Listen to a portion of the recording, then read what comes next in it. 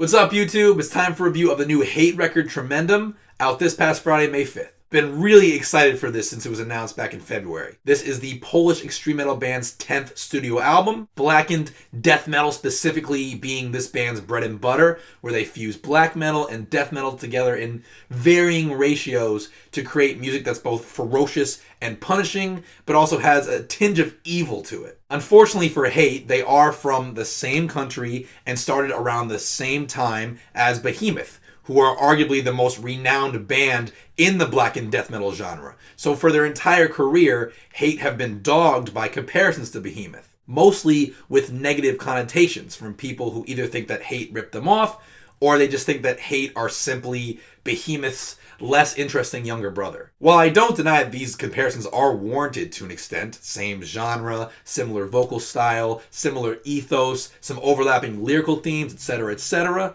if you're one of those detractors, not only have you probably missed out on some great music from Hate, but you're also not entirely right.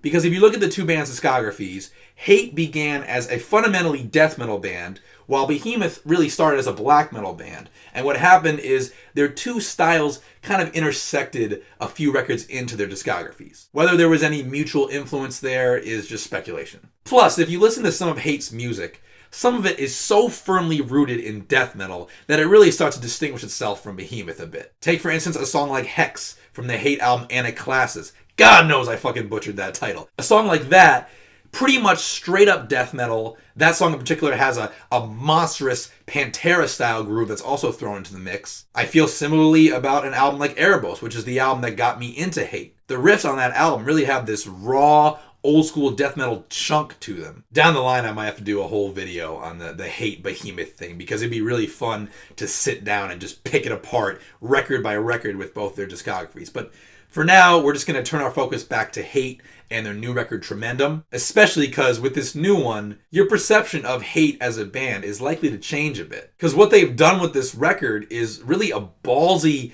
paradigm shift for the band. On Tremendum, Hate drop the death metal almost entirely and just turn the lens towards black metal. Their last album, Crusade Zero, did start to steer things more in that black metal direction, but this is a whole other animal. The music on here is not riff-centric at all. The guitars are instead more focused on delivering these walls of dark and demonic chord progressions and just pounding these simpler, more atmospheric passages into your head. Aside from frontman Adam the First Sinner's vocals, as well as some guitar solos and some death metal-influenced drum patterns, I honestly feel like I'm listening to a well-produced, modern black metal album a lot of the time. And it's really exciting. One of my favorite tracks on here is Sea of Rubble, which has these verses that really have that late 80s Bathory march to them. And musically, the guitars are just alternating between a couple chords. I especially love the second verse, where the drums start to switch back and forth between a regular groove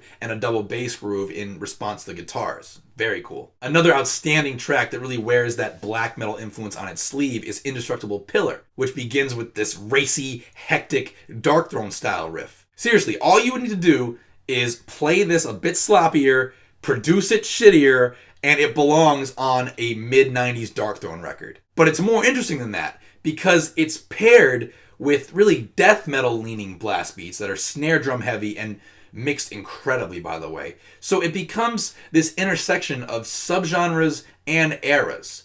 You have the Darkthrone style riff, you have death metal style blasting, and you have a modern production on top of it. The black metal influence also shows up in a big way later in the track, after the guitar solo, where we have another stripped down sequence of dissonant, groaning black metal chords. What I love about this section is how, pacing-wise, it balances out the more brutal and rhythmically chaotic moments earlier on the track. So the listener gets a bit of up and down and some varying degrees of speed and intensity. The excellent single Numinosum is another track that helps switch up the pacing of the record to ensure that we're not getting too much or too little at any one time. This song maintains a more deliberate mid-tempo pulse for almost 4 minutes before the volcano finally erupts. The verses in this song have an addictive alarm clock riff, they have some unique noodly drums, and really the slower pace makes everything meaner and more menacing because you get this sense of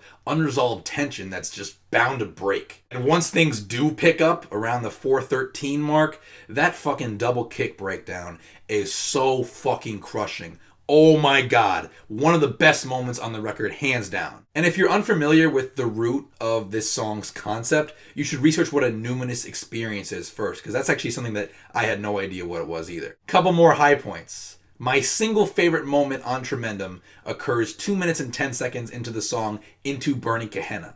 This fucking triplet breakdown that is almost like weirdly danceable, but is so fucking devastating. And this song rewards repeated listens because you start to notice that this section is also the background for the solo that occurs before it. So when you listen to the song again, you hear the background during the solo and you start to get psyched for what's coming because you can anticipate it now. The album also begins and ends on high notes. The opener, Asuric Being, has a wonderful extended intro with these militant snare drum patterns and guitars that are at first triumphant, but take a more creepy, crawly vibe as the first verse approaches. And the closing cut, Walk Through Fire, not only ends in unbelievably epic, melodramatic fashion, but the song as a whole is one of the best on the album. From those hideous chromatic chords that open it up, to the middle section, which contains the riffiest moments on the LP, the most death metal influenced moments, to that extended ending theme that sends the album off spectacularly. If you want to follow along, the extended outro that I'm referring to, it begins at the 3:38 mark and is so fucking powerful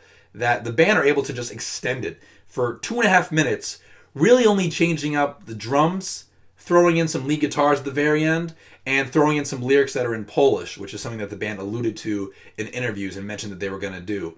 It's a hell of an outro, man. There are a couple forgettable moments on here, particularly the track Ghostforce, which for me just flies by in a blur without establishing any sort of repeated motif to remember it by or anticipate it by when you're listening repeatedly. So it really just becomes a skip track for me. I find myself tuning out of Svarog's Mountain for similar reasons, especially because with this one, in the track list, it's sandwiched right between Indestructible Pillar and Numinosum, which are two of the album's best songs. The only section that sticks with me on this track is that spastic breakdown that happens around the 3-minute mark. Some interesting rhythms going on there. But otherwise, I'm absolutely loving this album. I'm excited and caught off guard by Hate's stylistic left turn, but I'm equally excited and caught off guard by how well they execute it. I didn't find myself missing the death metal riffs or the harder hitting grooves at all, really. What's funny about this record, though, is that in this particular context of this one band's career, it's really exciting. But in the overall context of black metal, not really. It's a great record, but it's not going to unseat the Enthroned Darknesses and Black Marks and Nightside Eclipses. It's more of a treat for Hate fans, particularly the Hate fans that prefer the band's more blackened moments. I personally love it, though, and I think this black metal-dominated sound turned out to be a great fit for Hate, and this album's already making a case for one of my favorite extreme metal albums of the past few months. Tremendum gets an 8 out of 10 from me. As always, thanks so much for watching. Be sure to subscribe, leave a comment, or shoot me a message so we can continue to talk music, and I'll see you guys soon.